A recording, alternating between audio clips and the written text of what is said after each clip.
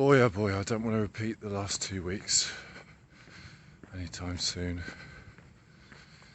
So 2 weeks ago, Beth started to experience some stomach cramps. 36 hours later, after some calls to the online NHS people, a doctor visit and paramedics out and a trip to A&E, she was told she needed to have an emergency operation to fix her stomach. And boy, it's been really tough to see someone you love going through such pain and discomfort. Is not something I want to repeat.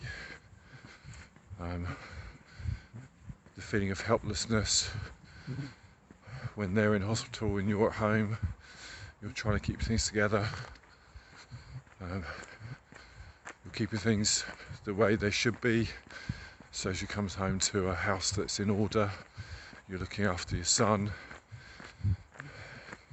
you're keeping busy, trying to concentrate on work. And ultimately I got to a point where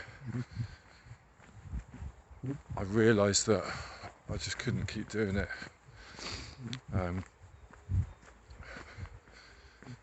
I reached out and I spoke with the GP, and GP, after having a really good conversation with me, and thankfully it was the GP who came out for the home visit to see Beth and who advised us to go to A&E on the Tuesday night. So she knew what had happened, and she basically said, you've been through a real trauma and shock, you know.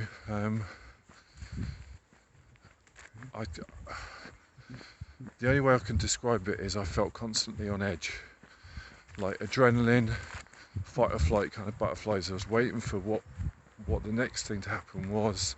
My phone was on all the time. I always turn my phone off at night. My phone was on overnight, and I guess the reality is that I just didn't think I could actually switch off, so my attention was always partially, even subconsciously, on I might get a call. What can I do? How can I help? And I found it quite frustrating because I'm a big fan of Stoicism, and Stoicism has really helped me in the last few years. You know, since I lost my dad 4 years ago, so my dad died. Let's stop using euphemisms for stuff. My dad died 4 years ago. Since I was made redundant 4 years ago, and then a year ago, and then I lost the follow-up job I got after that. I've found strength in running. I've found strength in talking to the camera like this. And I've just found the ability to keep going and to put it in context, and there's always someone worse than you, and the sun will shine again. It just doesn't feel like it for a moment, but this time I really acknowledged that for my own sanity and health, and to be able to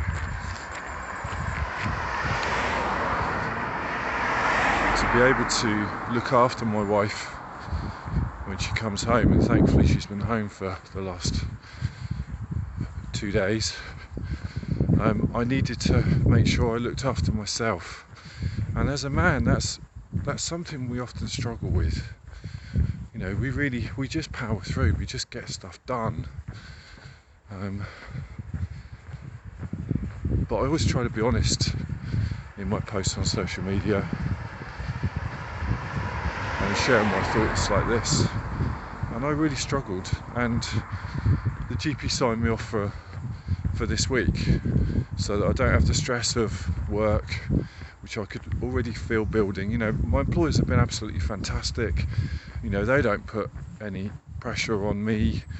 I put a lot of pressure on me in terms of the quality of work I want to produce. So when you're feeling like you can't do that, and I was really distracted last week, understandably worrying about my wife, the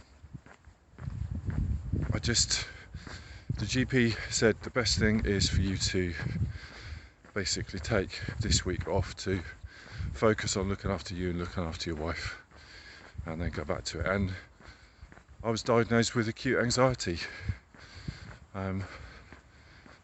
Many people would not want to have a label. For me, it's really helpful to actually know exactly what it is and know that it is something, and it's something that I can deal with. So that's what I'm doing.